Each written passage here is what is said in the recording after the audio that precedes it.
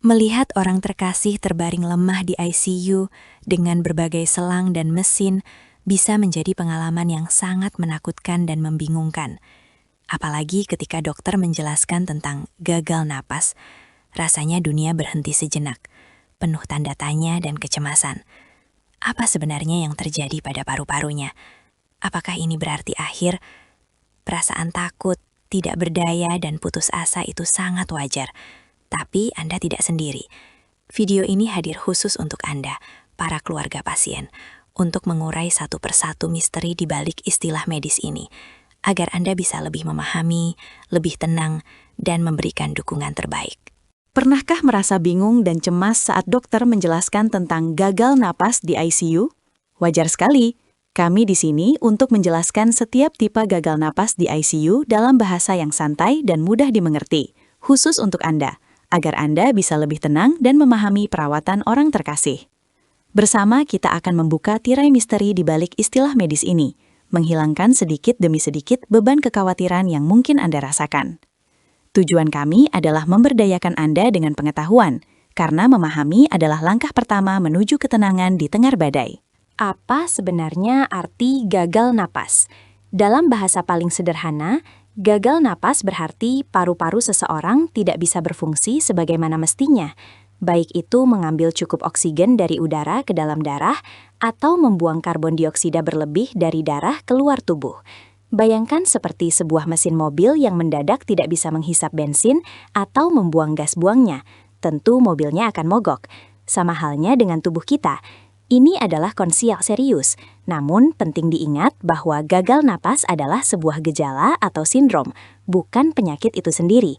Dengan memahami dasar ini, Anda akan lebih mudah mengikuti penjelasan tentang dua tipe utama gagal napas yang akan kita bahas. Tipe pertama adalah gagal napas hipoksemik, atau yang lebih dikenal dengan kekurangan oksigen. Ini terjadi ketika paru-paru Anda kesulitan mengambil cukup oksigen dari udara ke dalam darah, padahal Anda sudah bernapas. Gejala yang bisa terlihat pada orang terkasih Anda adalah napas yang sangat cepat dan dangkal.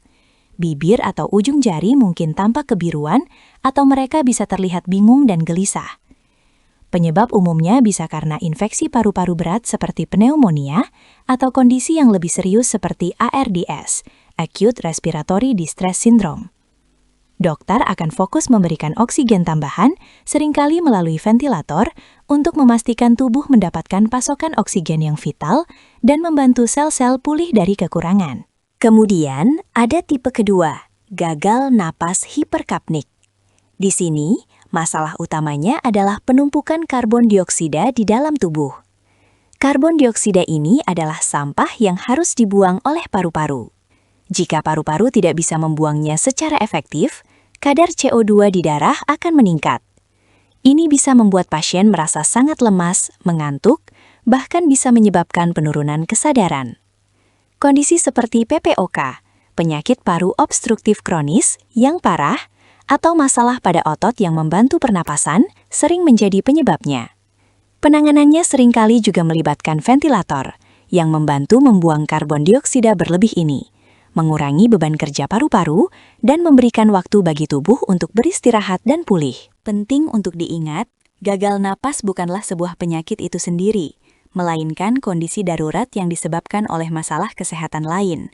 Bisa karena infeksi paru-paru yang parah seperti pneumonia atau TBC, serangan asma akut yang tidak terkontrol, penyakit jantung yang mempengaruhi fungsi paru-paru, atau bahkan cedera fisik pada dada. Terkadang, kondisi saraf atau otot yang mengontrol pernapasan juga bisa menjadi pemicu. Tim medis di ICU tidak hanya akan mengatasi gagal napasnya, tetapi juga akan bekerja keras untuk menemukan dan mengobati penyebab utamanya. Ini adalah bagian krusial dari proses penyembuhan, dan mereka akan terus memantau setiap aspek kondisi orang terkasih Anda dengan cermat. Memasuki ruang ICU memang bisa sangat menakutkan dengan deretan mesin dan suara alarmnya. Tapi, cobalah melihatnya dari sudut pandang yang berbeda. Setiap alat di sana memiliki tujuan vital untuk menyelamatkan dan membantu pemulihan orang terkasih Anda. Ventilator adalah sahabat setia yang membantu bernafas, Monitor menampilkan data penting seperti detak jantung dan saturasi oksigen, dan pompa infus memberikan obat-obatan. Semua ini adalah perpanjangan tangan dari tim medis yang tak kenal lelah bekerja siang dan malam.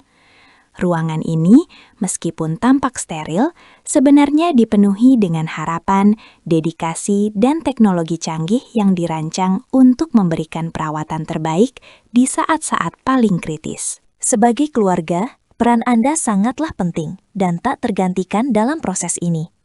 Selain memberikan dukungan emosional yang tulus, komunikasi terbuka dengan tim medis adalah kuncinya. Jangan ragu bertanya apapun yang Anda tidak mengerti, sekecil apapun itu. Memahami kondisi orang terkasih akan membuat Anda merasa lebih terlibat dan menjadi mitra dalam perawatan. Ingat, sentuhan lembut, kata-kata yang menenangkan, jika diizinkan dan pasien sadar, bisa memberikan kekuatan yang luar biasa. Kehadiran Anda, bahkan hanya dengan doa dan harapan, adalah kekuatan tak terlihat yang mendukung proses penyembuhan, memperkuat semangat mereka untuk berjuang. Perjalanan menuju pemulihan dari gagal nafas bisa jadi panjang dan penuh tantangan, dengan pasang surut yang wajar. Ada hari-hari di mana kemajuan terasa jelas, dan ada pula hari-hari di mana seolah tidak ada perubahan. Namun sangat penting untuk selalu memegang teguh harapan. Setiap tarikan nafas yang membaik, setiap penurunan dosis obat adalah sebuah kemenangan kecil yang patut disyukuri. Bersabarlah, percayakan pada proses dan kerja keras tim medis, serta teruslah berdoa. Tim medis akan memberikan pembaruan secara berkala, dan Anda akan melihat langkah demi langkah kemajuan, betapapun kecilnya. Ingatlah, tubuh manusia memiliki kekuatan luar biasa untuk menyembuhkan diri, dan harapan adalah bahan bakar terkuat dalam proses tersebut. Semoga penjelasan singkat ini membantu Anda memahami lebih dalam tentang berbagai tipe gagal napas di ICU dan menghilangkan sedikit kecemasan. Ingat, Anda tidak sendiri dalam perjalanan ini. Tim medis, keluarga, dan teman-teman siap mendukung. Jangan lupa like dan subscribe untuk update seru lainnya. Bagikan video ini jika Anda merasa bermanfaat, karena mungkin ada keluarga lain di luar sana yang juga membutuhkan pemahaman dan dukungan yang sama. Terima kasih sudah menonton, dan semoga orang terkasih Anda segera pulih, serta bisa kembali berkumpul bersama di rumah dengan kesehatan yang prima. Terima kasih sudah menonton. Jangan lupa like, komen, dan subscribe. Sampai jumpa di video berikutnya.